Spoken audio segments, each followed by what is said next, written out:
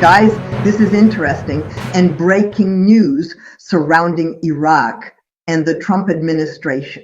The Iraqi prime minister talks as if he is in control.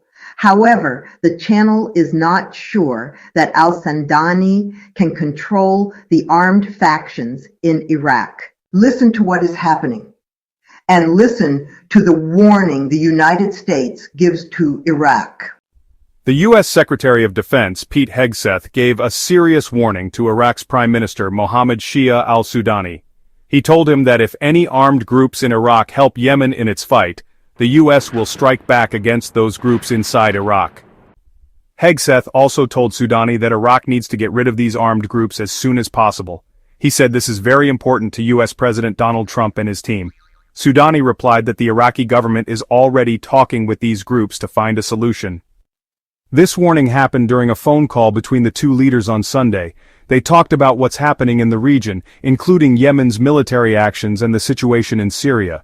Hegseth said the U.S. will keep attacking Yemen unless Yemen stops attacking ships in the sea.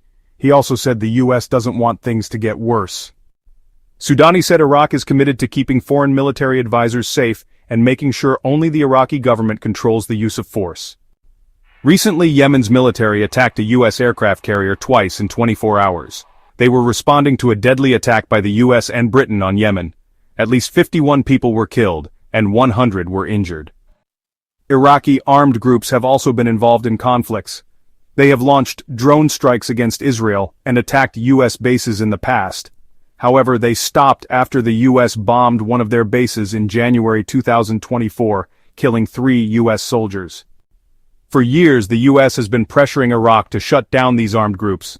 The U.S. has also bombed some of these groups like Kataib Hezbollah several times. Iraq has tried to make peace with these groups, but they refuse to lay down their weapons unless the U.S. military leaves Iraq completely.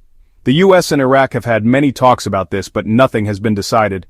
Meanwhile, Trump's administration is putting more pressure on Iraq by cutting off a deal that allowed Iraq to buy electricity from Iran. The U.S. wants Iraq to have less connection with Iran.